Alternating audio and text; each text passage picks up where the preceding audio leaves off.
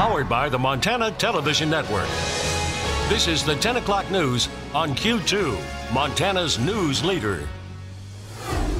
Thanks for joining us tonight here on the 10 o'clock news on Q2. I'm Zoe Zandora.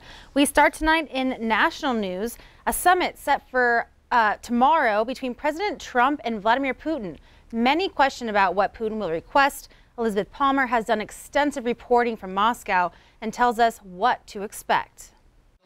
When the World Cup final kicked off tonight in Moscow, Vladimir Putin was at the game, showing not a hint of pre-summit stress.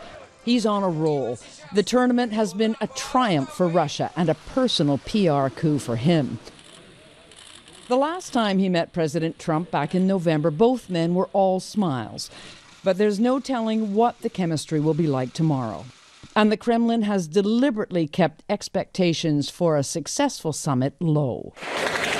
When Russia invaded and annexed Crimea in 2014, the U.S. slapped on sanctions and has been piling more on ever since over Russia's support for separatists in eastern Ukraine and especially for meddling in America's 2016 presidential election.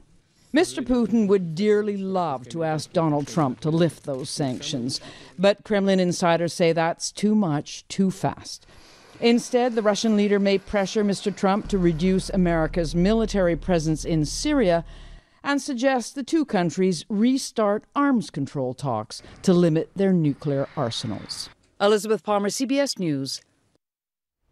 Thank you, Elizabeth.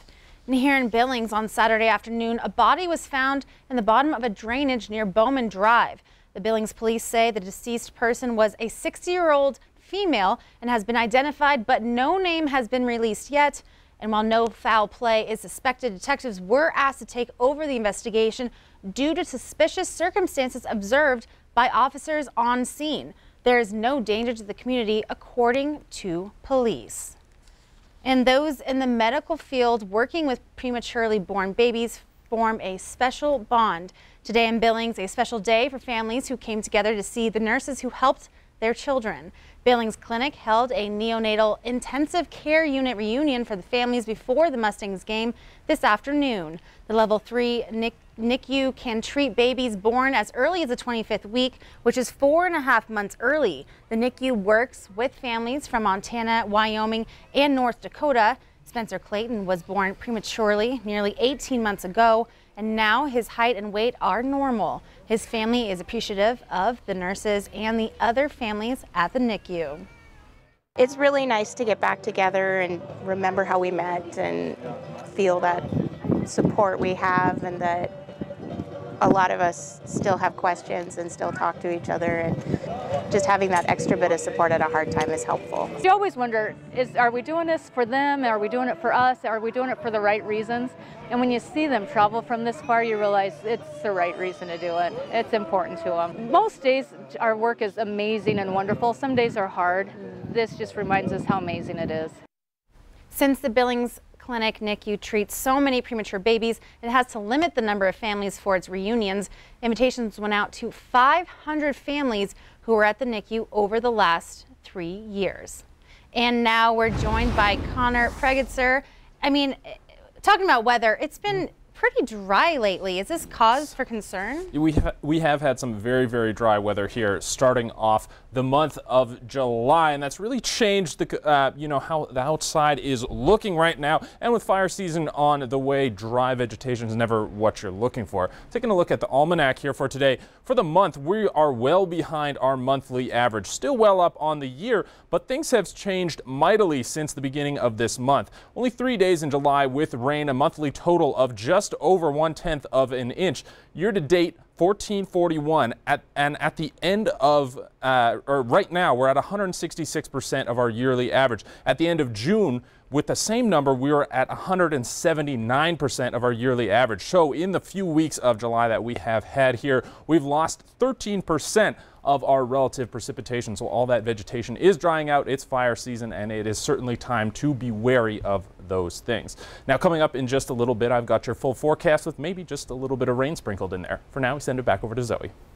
All right, thanks, Connor.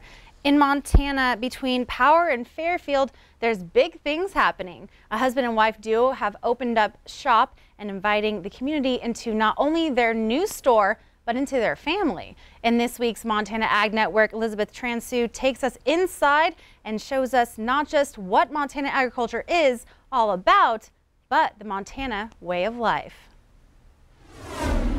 When you're driving along these dirt roads,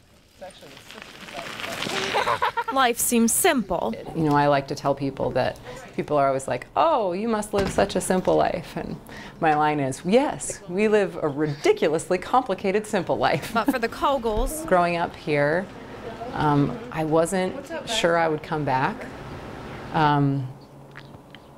But once I got away from Montana, in particular, away from central Montana, I knew that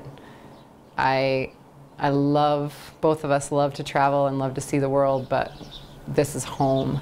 Courtney and her husband Jacob are turning this rural area into a renaissance. We weren't raised in rural Montana. Rural Montana raised us. So through their new store, known as the Prairie Heritage Farm Store, Jacob and I are doers. They're selling not only their products, but their neighbors, and taking the whole idea of made in Montana. We're made of Montana. To a whole new level. It's about, especially Montana agriculture, it's about surviving the hard times so that you can get to the next year, and you can't do that without community and without family. And so that's been a big, that's why we do what we do. But to Courtney, it's more than just a business. So I love these relationships that go beyond they're not transactional. And getting the kids involved as if on cue. 5 and 7, and that can be a little bit much. I just did the fastest ride in the world. You just did the fastest ride in the world? Yeah. Good job. We chose to do this because we love the land, we love these communities, and we love good food, and we love our family being able to be here with us. The kids are a big part of the farm store, and that's been a really fun thing. Just makes running their store all that much better. Near Power, Elizabeth Transu, MTN News. Thanks, Elizabeth. And she also told me that the family runs Blue Truck Bread. You can find the family's products at farmers markets and in local coffee shops. Some exciting news here. Monday night, the Montana Television Network will launch a new statewide newscast at a new time. Q2's Brandon Sullivan put together a little something on the debut of the MTN 9 o'clock news.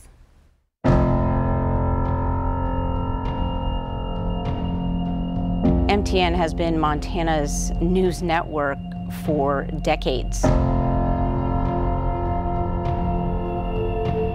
We have touched this state from the north to the south, to the east to the west. What's the saying about Montana? It's just one small community with very long roads and streets. And it's going to be our job to kind of connect our viewers to each other through all the different news stories happening across Montana.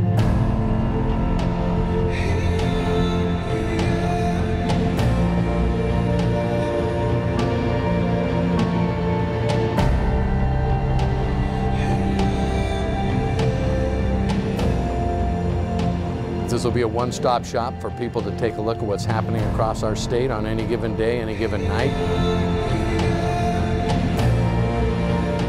Montana's a really big state, and although there are a lot of miles between our communities, we are still very connected.